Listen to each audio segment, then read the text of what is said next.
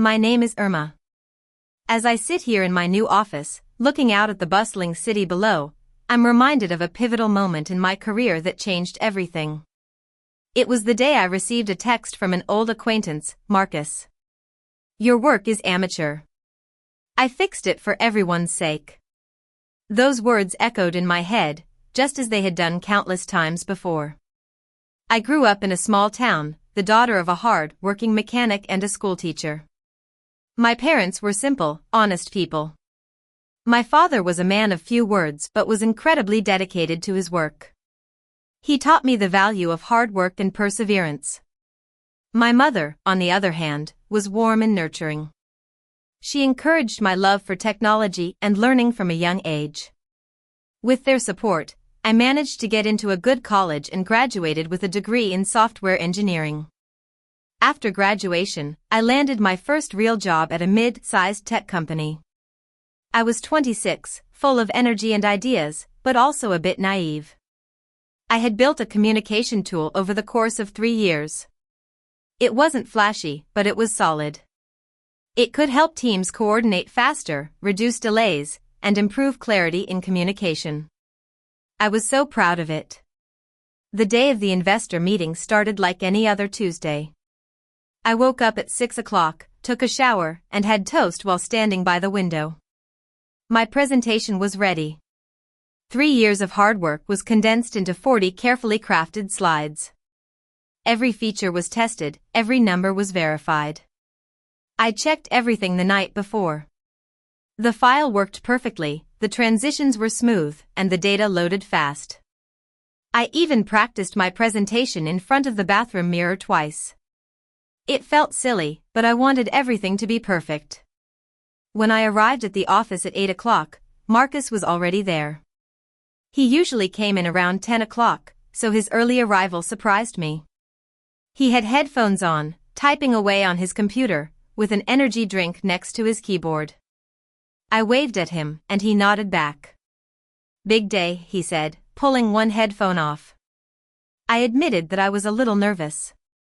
He told me not to worry and offered to run a quick compatibility check on my file around noon to ensure it worked well with the projector setup.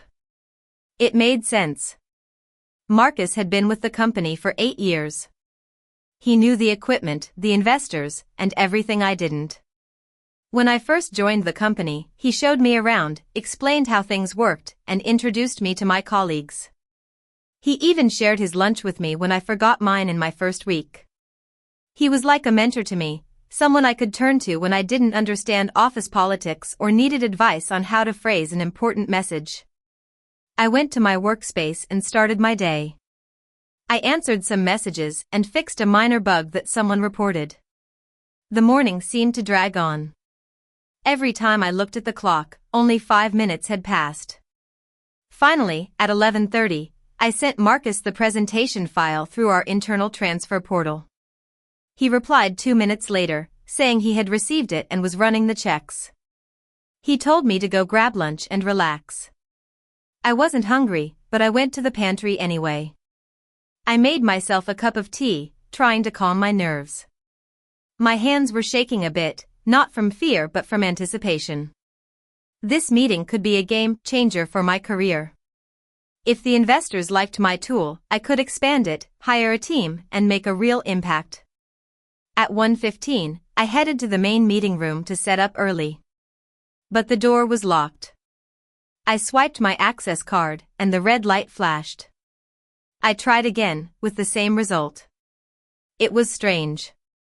I went looking for Marcus and found him in the break area, pouring himself a cup of coffee. I told him the meeting room wasn't opening for me. He said they had changed the access permissions that morning due to a security update, but he had clearance. We walked to the meeting room together, and he swiped his card. The green light came on, and the door opened. The room was all set up. The projector was on, the chairs were arranged neatly, and there were water bottles on the table. Everything looked professional. Marcus went to the connected laptop and said he'd pull up my file. He started clicking around, and his frown deepened. I asked him what was wrong. He said there was a situation. My stomach tightened. He told me that my file had some compatibility issues, and he had tried to convert it, but something went wrong, and the original file had been overwritten. I couldn't believe it at first. Gone? I asked, my voice coming out high-pitched. He said it was due to a technical glitch during the network optimization process. I asked if he could restore it, but he said it was gone at the core level. He then checked his watch and said the investors would arrive in 30 minutes and that we should tell management to cancel the meeting. I refused. The investors were coming specifically for this presentation. That's when he said, "Your work is amateur." I fixed it for everyone's sake. He explained that he had opened the file and thought it was too technical and detailed. He said investors cared about money, growth, and return on investment, so he had fixed it to make it cleaner and more focused. But then the glitch happened, and now we had nothing. I was in shock. He had changed my presentation without asking me. Marcus then said he had a presentation template for product demos. He could adapt it quickly and fill in what he remembered about my tool. It wouldn't be as detailed, but it would give the investors something to look at. I was left with no choice. With only 25 minutes until the meeting, I had to trust his solution. I left the room and went to the bathroom. I splashed water on my face, trying to make sense of what had just happened. But there was no time to process. I dried my face and walked back to the meeting room. The investors arrived at exactly 2 o'clock. They were 4 well-dressed people, and we exchanged handshakes, introductions, and small talk about traffic and the weather. Then we sat down, and Marcus started the presentation. His slides were basic, with simple graphics and bullet points. He talked about remote team coordination as if it were a brand new concept he had just come up with. He mentioned the features I had built but described them in vague terms. During the presentation, the investors asked questions. When they asked about how the interface handled multiple time zones, Marcus looked at me and said I could answer it since I had handled the technical build. I explained the features of automatic time zone conversion, user preferences, and notification scheduling. Another question about the user acquisition strategy came up, and Marcus jumped in, talking about market penetration, growth curves, and partnerships that we had never actually discussed. He sounded confident, as if he had planned all of this for months. The presentation lasted 40 minutes. When it ended, the investors thanked us and said they would discuss internally and get back to us. Marcus turned to me and said it had gone well and that I had done a good job answering the technical questions. He also apologized for what happened to my file, saying he should have been more careful, but that we had pulled through as a team. 3 days later, management called us both in. The investors had agreed to fund the next development phase with $2 million. Marcus would lead the expansion, and I would continue as a developer on the team, reporting to him. Marcus shook hands, smiled, and accepted the praise. I stood there and nodded when appropriate. In the following months, things got strange. Marcus ran the meetings, made decisions, and took interviews with tech blogs about his vision for workplace communication tools. Every article mentioned his name, and some mentioned the team, but none specifically mentioned me. I kept working hard, adding features and fixing problems. People in the office started treating Marcus with more respect. He was seen as the guy who had landed the big investment and had a vision. He was still nice to me on the surface, checking in on my progress and bringing me coffee sometimes. For months after the investor meeting, one of the investors reached out to me directly through a personal message on my private account. They said they were impressed with my technical knowledge during the presentation and asked if I would be open to a conversation about future opportunities. I was stunned. I stared at the message for a long time, read it 5 times, and checked the sender to make sure it was legitimate. I replied that I would be interested in hearing more.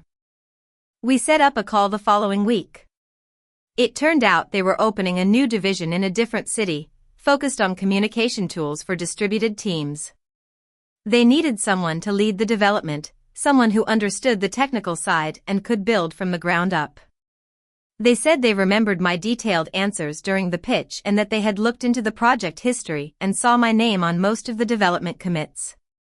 They asked if I had built the tool, not Marcus. I was overjoyed but also cautious. I thought about Marcus, his betrayal, and how he had taken credit for my work.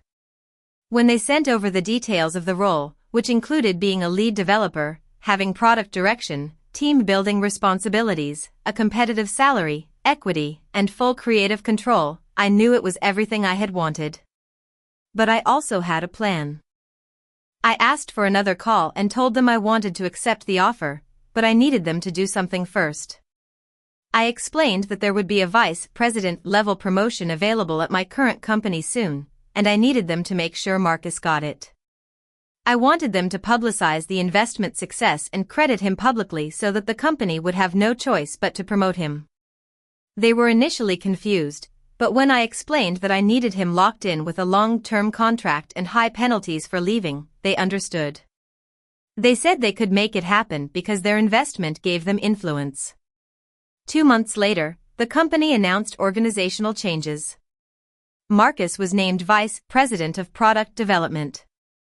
There was a big celebration with champagne, speeches about innovation, leadership, and vision. Everyone congratulated him, shook his hand, and took photos. He gave a speech about teamwork and dedication. I stood in the back, holding a glass of champagne but not drinking. When he saw me, he raised his glass, and I raised mine back, forcing a smile. After the party, I went home and looked at the contract from the investors on my laptop. It was signed and ready, waiting for the right moment. That moment came 1 week later. The investors made an announcement about their new division. They specifically mentioned me as the talented developer who had initially conceptualized the approach during our first meeting. The announcement spread like wildfire across tech news sites, industry blogs, and social media. Messages started pouring in from old classmates congratulating me, colleagues asking questions, and people at my old company being confused. Marcus sent me a message 20 minutes after the announcement, saying, "Congratulations on the new role. Exciting opportunity." It was a cold, professional message with no enthusiasm. I replied simply, "Thank you. Learned a lot here." He never responded. I gave my 2 weeks' notice that afternoon. Management was shocked and tried to counter-offer, but I declined politely, explaining that the opportunity was too good to pass up. Marcus avoided me during those 2 weeks. We would pass each other in the hallways, and he would just nod and keep walking. On my last day, as I was leaving the office, I saw Marcus in the main workspace, looking at something on his monitor, probably an article about my new role. Our eyes met for a second, and I saw the realization in his eyes. He knew what I had done, how I had planned his downfall. I didn't smile or gloat. I just picked up my box and walked out. In the new city, the air was cleaner, and the streets were wider. My new apartment was smaller but had better light. I could see the sunrise from my bedroom window. Work started right away. The investors had secured office space, hired initial staff, and set up the infrastructure. My job was to rebuild the communication tool with full resources, support, and credit. I worked with a small team of 8 people at first. Everyone was good at their jobs and respected me. My direct report was a man named Ethan, who had 15 years of experience. He could have been competitive or dismissive of a younger lead, but instead, he was helpful. After 2 weeks, I asked him why he was so easy to work with. He laughed and said he was there to build things, not play politics, and that I knew what I was doing. Over the months, the tool started taking shape. We added features I had only dreamed of at my old job, like real-time translation for international teams, adaptive interfaces for different work styles, and integration capabilities that worked smoothly. We had progress meetings with the investors every 2 weeks, and they always addressed me directly because they knew I was leading the project. After 3 months, an investor asked me how I was finding the transition. I said it was great, with no regrets about leaving my old company. They then said they wanted to accelerate the timeline and launch in 6 months instead of 9. I said we could do it, and Ethan didn't hesitate when I told the team. We worked long nights and gave up our weekends, but it was different from my old job. The whole team worked together. Ethan brought food, others shared music, and someone always made fresh tea around midnight. 5 months in, we had a working product, ready for a beta launch. I built the presentation myself this time, and I kept multiple versions as a smart practice, not out of fear. The demonstration was a huge success. There were 70 people in attendance, much more than the first investor meeting at my old company. I presented for 90 minutes, showing every feature and answering every question. People clapped at the end, and several potential clients approached me for pricing information and partnership discussions. One of the investors pulled me aside and told me that Marcus had reached out to them 3 times, asking about senior-level job opportunities. They said they had told him they were fully staffed, especially since they had me. It was satisfying to hear, but I also felt tired. Marcus was still stuck at the old company, watching me build what he had tried to steal. 6 months after I started, the tool was launched globally. The response was immediate. There were hundreds of sign-ups in the first hour and thousands by the end of the day. Tech journalists wrote positive reviews, mentioning the intuitive interface and practical features. One journalist did in-depth research and wrote an article titled, "When Companies Lose Talent by Misattributing Success." It detailed how Marcus had presented my work as his own, and it went viral. My old company issued a generic statement saying they were proud of their former employees. Marcus tried to discredit the article, saying it was speculation and that the original tool was a collaborative effort, but nobody listened. The project commit history showed that my name was on 90% of the development work. At the end of the first year, we had 200,000 active users, 15 major corporate clients, and positive revenue. The investors were already discussing expansion. I hired 20 more team members, and Ethan became the operations director. We moved to a bigger office. In the second year, we crossed 500,000 users, won industry awards, and got featured in major business publications. I did interviews and spoke at conferences. Sometimes, interviewers asked about my previous job. I answered honestly but briefly, saying I had learned a lot there. On the last month of Marcus's 3-year contract, I received a text from him. He apologized, saying what he had done was wrong. He admitted that he had thought his experience mattered more than my work, but he was impressed by what I had accomplished. I replied politely, thanking him for the message and wishing him well in his next opportunity. 2 weeks later, I saw that he had a new job at a different company, as a senior project manager, a step down from his vice president role. I genuinely hoped he would learn from his mistakes. In the 3rd year, larger companies started making acquisition offers. The investors brought them all to me, and I had the final say. We declined most of them and accepted the right one. The acquisition gave us more resources, reach, and stability. I stayed on as the director, leading the development and making decisions. Callum, now the operations director, organized a celebration for our core team. We had pizza and just expressed our appreciation for each other. He said I had turned an idea into something permanent, and I corrected him, saying it was a team effort. But he was right.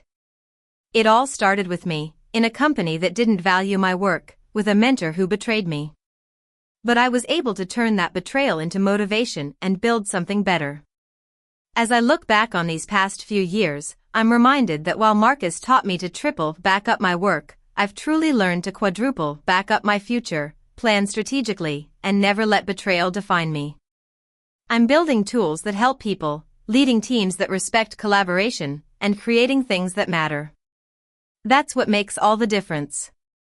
If you've resonated with my story, if you've experienced something similar or know someone who has, please leave a comment below.